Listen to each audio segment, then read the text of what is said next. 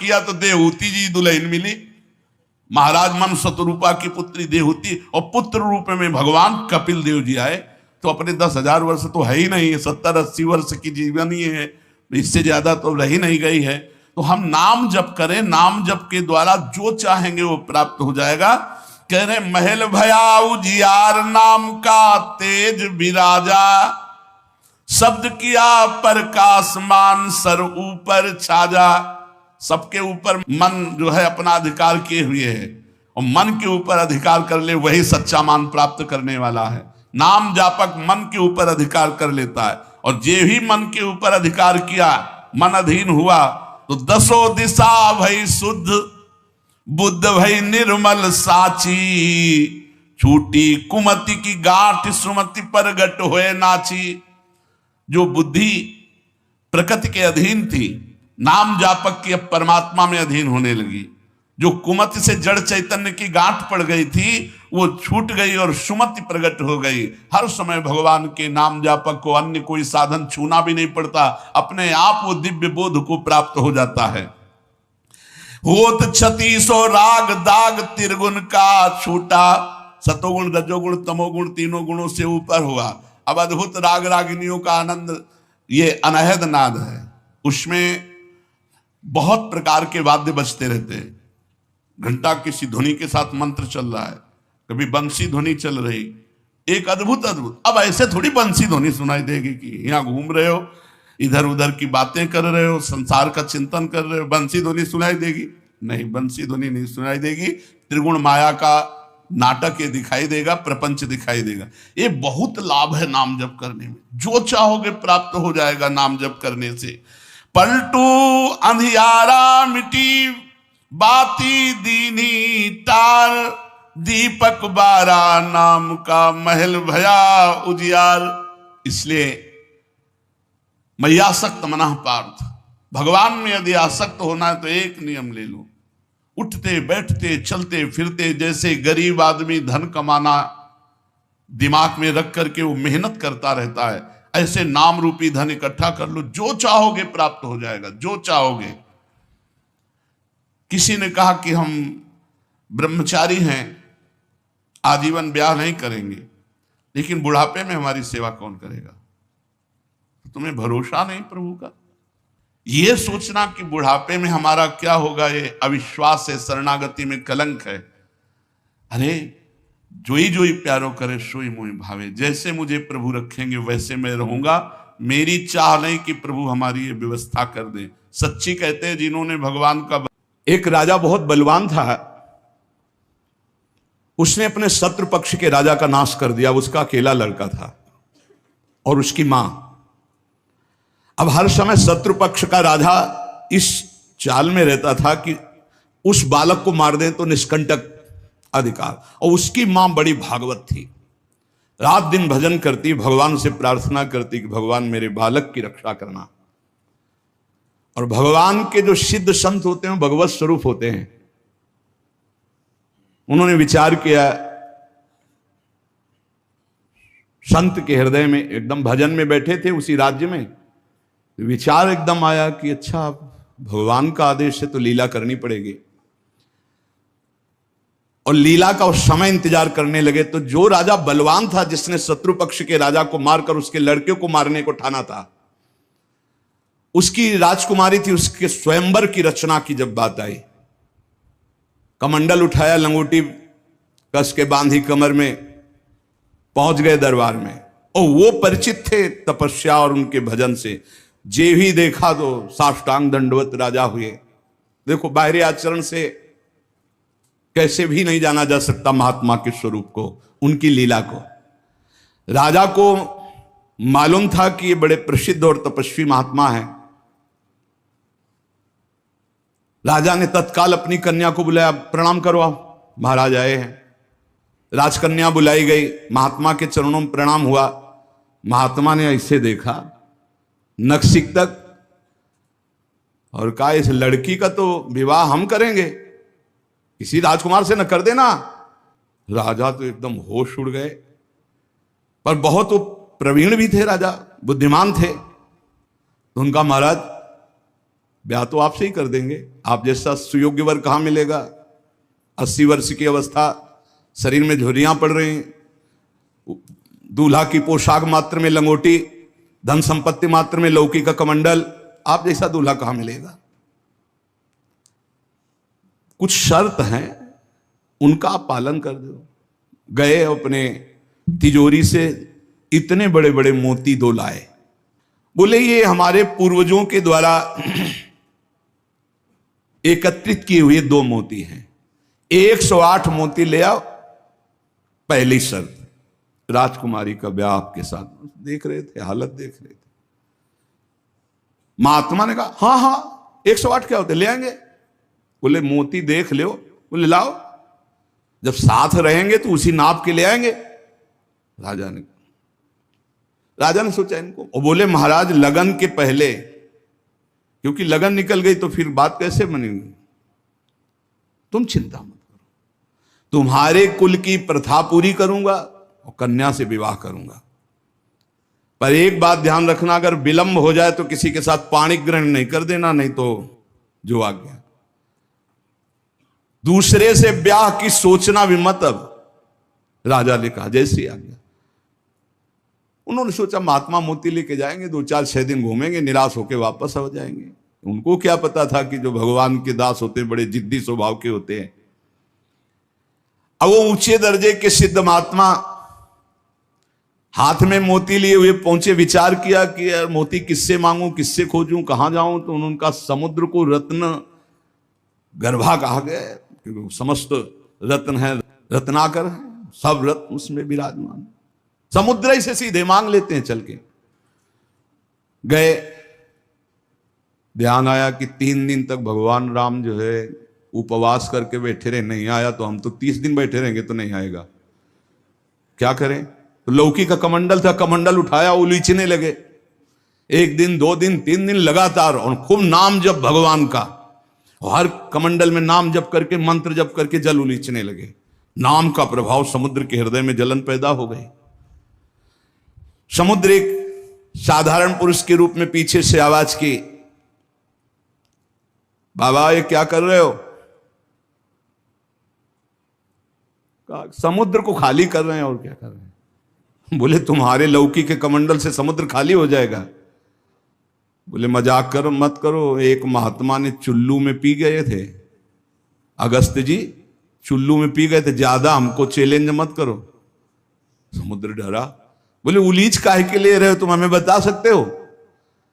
बोले सुना है रत्नाकर है, बड़े बड़े रत्न है समुद्र में, हमें 108 मोती चाहिए।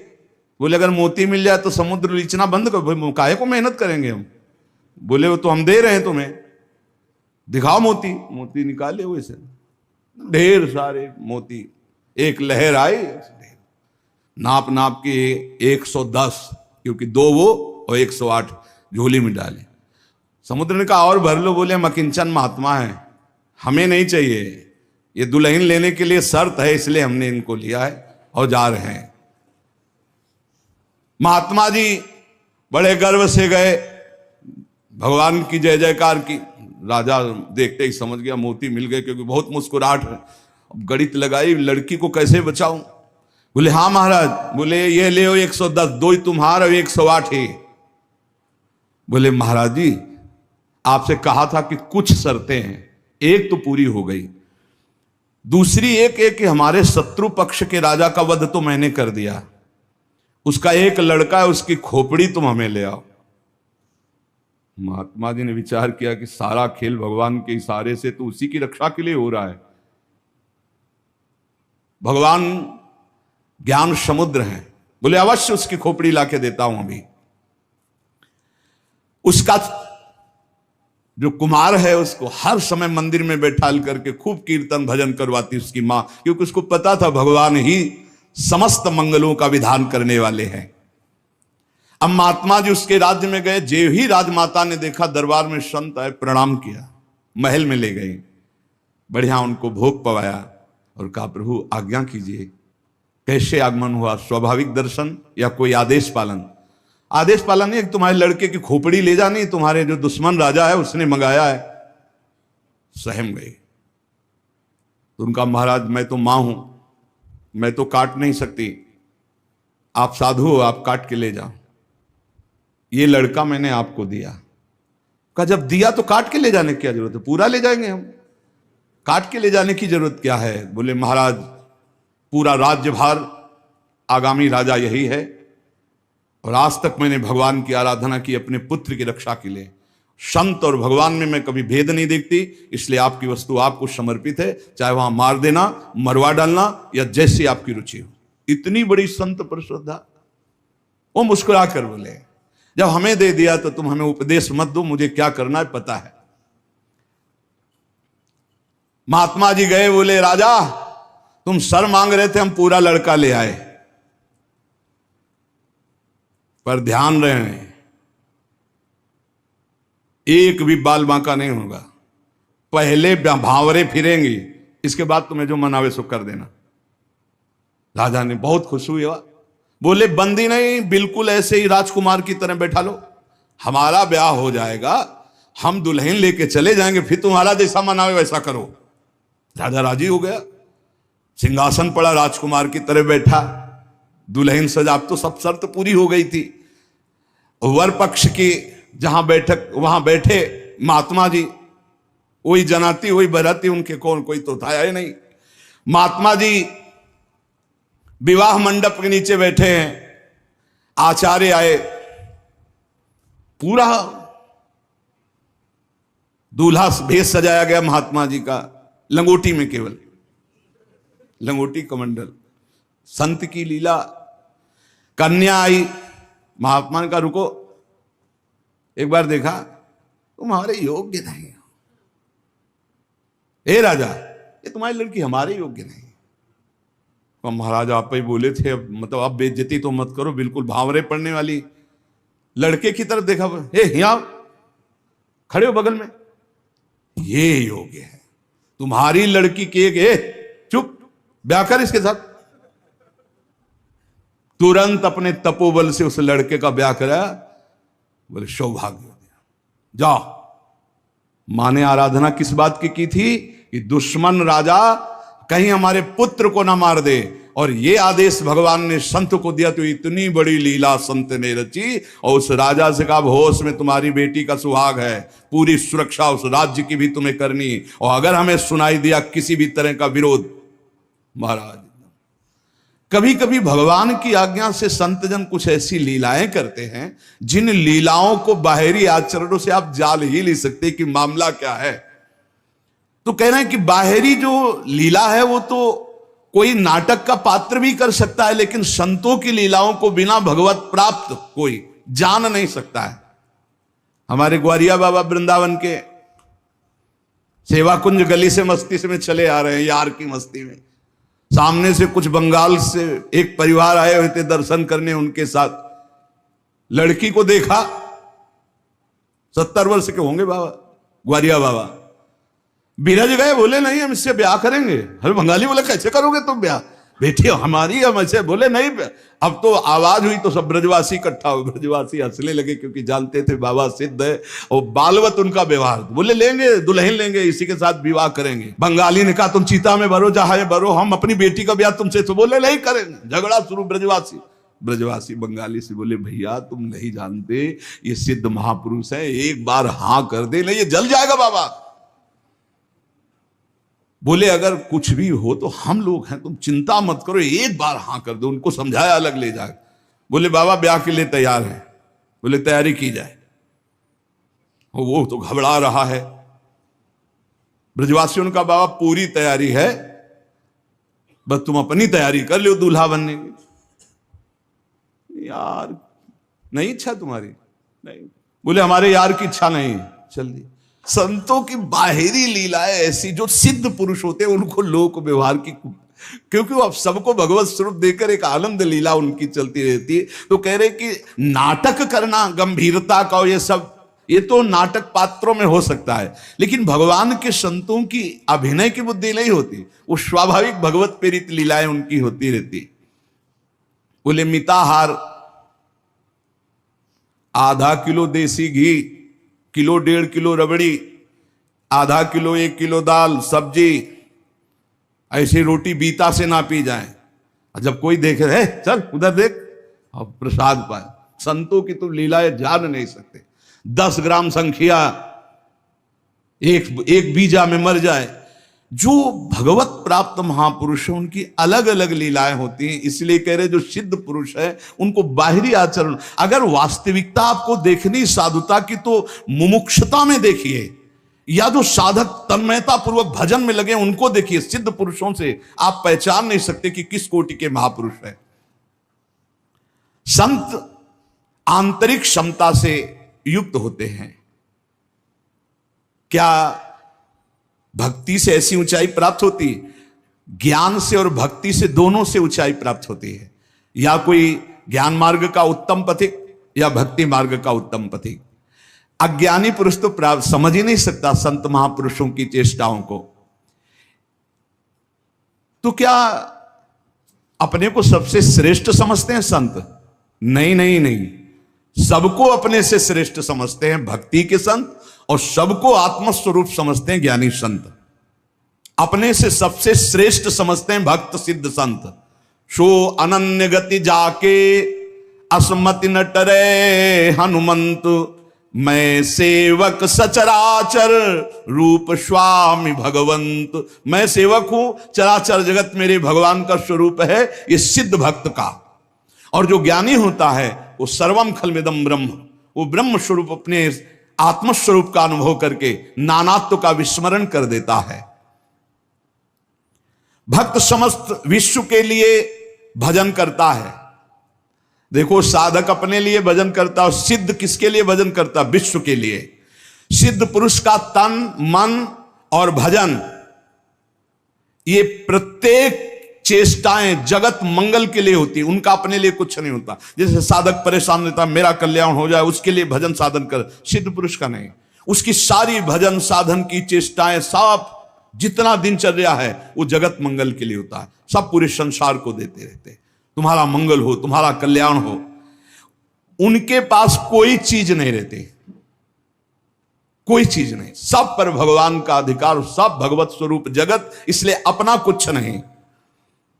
बड़ा ऊंचा भाव होता है भक्त का, जो सिद्ध महापुरुष होता है। जब तक देखो संतों की चेष्टाओं को नहीं जान पाओगे, उनका जो भाव होता है बड़ा विचित्र होता है। एक नाव में बहुत से लोग बैठे हुए थे, संत भगवान भी बैठे हुए थे, आराम से नाव चली जा रही थी, सब इधर उधर की बातें कर रहे थे। संत तो एक उन्मत्त अवस्था में। नाविक ने कहा, सावधान, नाव भंवर में फंस रही है, अब डूबने वाली है। संत भगवान का कमंडल था, फौरन ढक्कन हटाया और भर भर करके नदी से पानी नाव में डालने लगे। अरे वो ये क्या कर रहे हो? किसी की नहीं सुन रहे थे, 10-12 कमंडल तो डाल ही चुके थे। इतने में नाविक ने कहा, भगवान की कृपा से नाव भंवर से निकल गई, बचने का संकेत है। जो कमंडल से डाला था बाहर फेंकने लगे। सबने पक्का समझ लिया, जब डूबने वाली थी तो नदी से पानी डाल रहे थे, और जब बचने वाली है तो नाव से बाहर डाल लेते। वे पागल दिमाग के हैं, लेकिन वो नाविक बहुत से संतों को पार किए थे। तुम मत करना ऐसा, ये सिद्ध पुरुषों की बात कह रहे हैं। हाँ, जो कि हम भी सिद्ध ही दिखाने के लिए ऐसा कुछ करें तो पिट जाओगे। वहां सिद्धों की एक अलग भागवतिक महिमा भी होती है।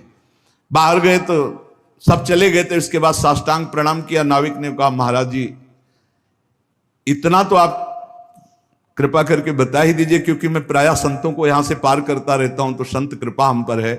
आपके देखने से लगता है कि आप भजन में उन्मत्त रहते हैं। फिर आपकी ये चेष्टा मेरी समझ में नहीं आई। जब मैंने कहा नाव डूबने वाली तो आपने नदी से पानी इधर, और जब मैंने कहा बचने वाली तो नाव से नदी में डालने लगे। इसका मतलब क्या था? तो उनका जब हमें यह पता चला आपके मुख से कि भगवान डुबोना चाहते, तो हमने कहा भगवान की इच्छा में 10 कमंडल हमारे, तो हम डालने लगे। जब कहा बचाना चाहते तो हमने सोचा भगवान जब बचाना चाहते हैं तो हम भी सहयोग करें। तो जो डाला था वो बाहर कर दिया। जोई जोई प्यारो करे सोई मोई भावे भावे मोई, जोई सोई सोई करें प्यारे। जो इस सिद्धावस्था को प्राप्त है वो भगवान की रुचि में रुचि मिला के चलते हैं। ऐसा आप मत करना, वो सिद्धों की अलग लीला होती है।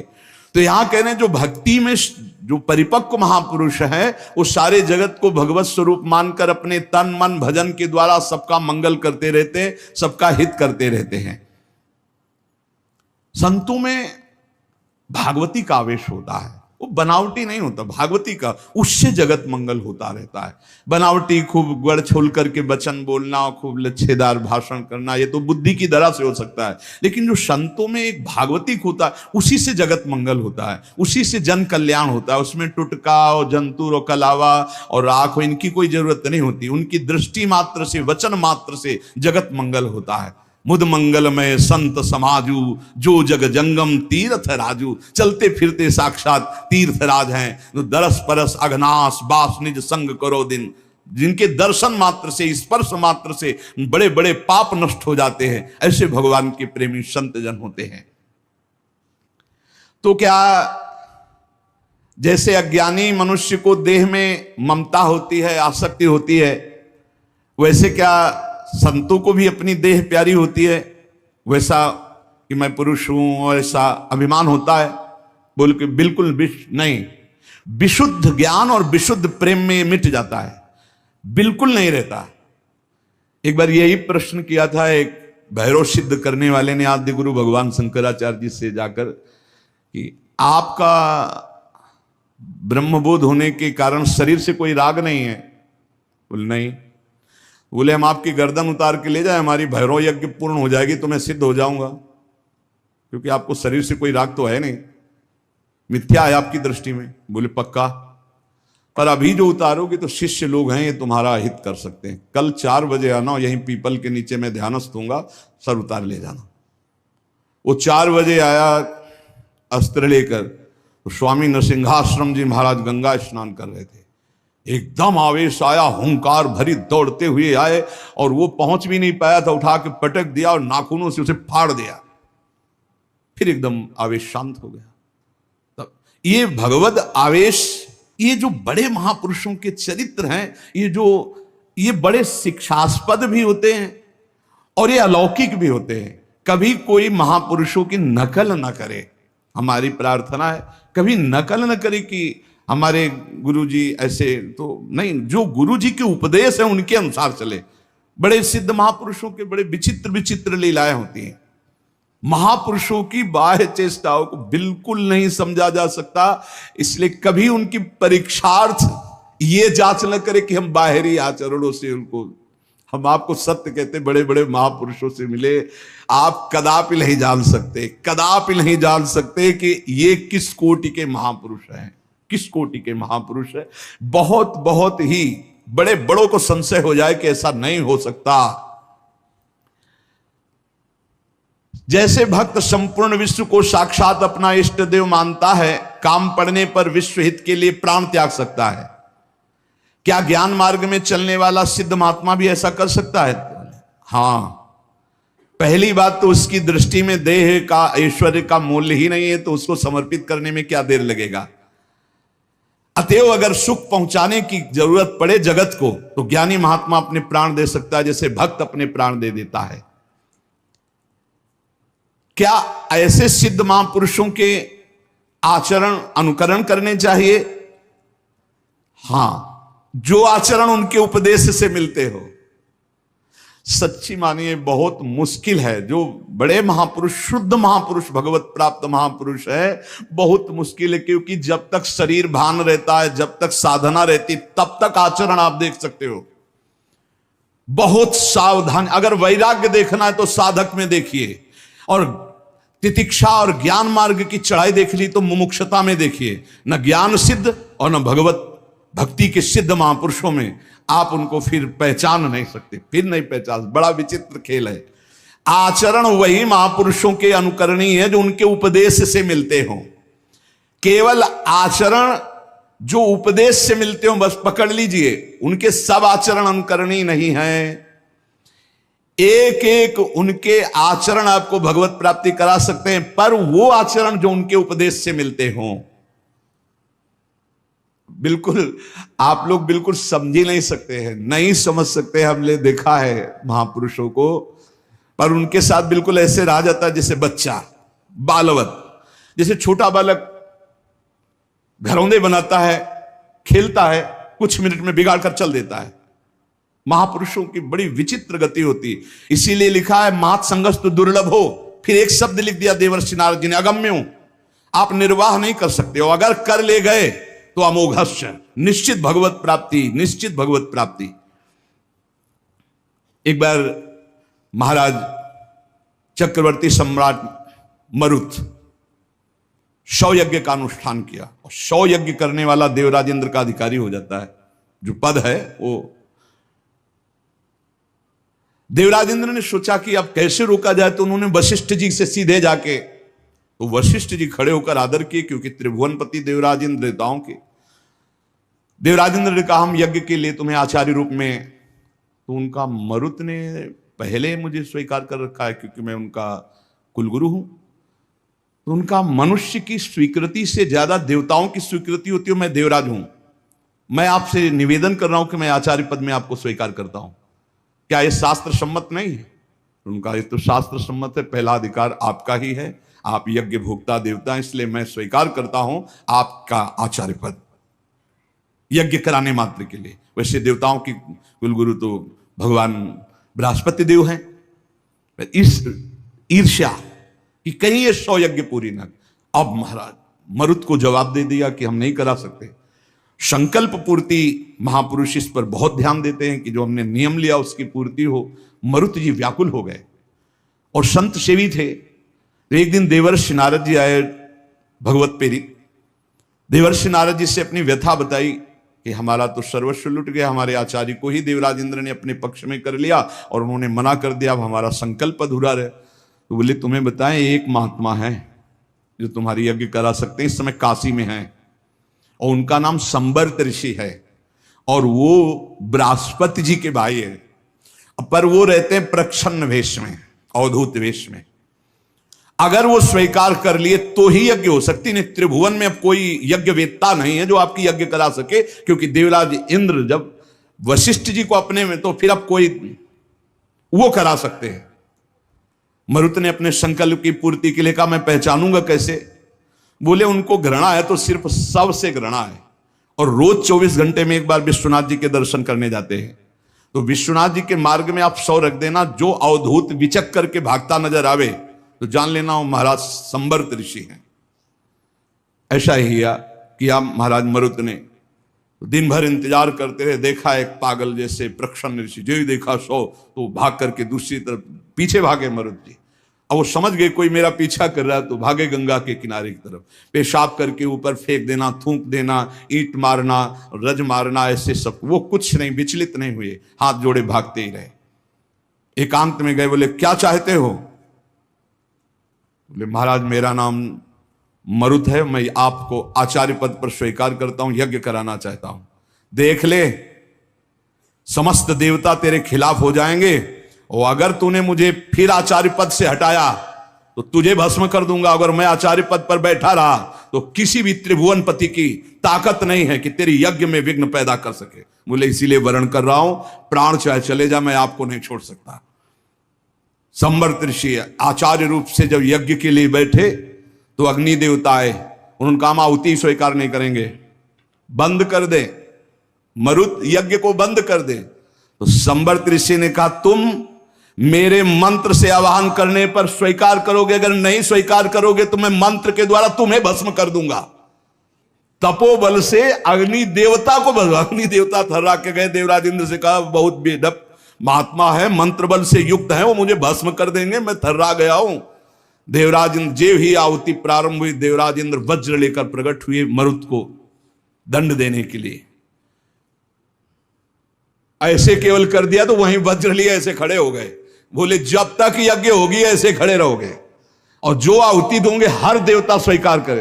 बोले हर आहुति स्वीकार करेंगे, ऐसे कब तक वज्र लिए खड़े रहेंगे, आप कृपा करो।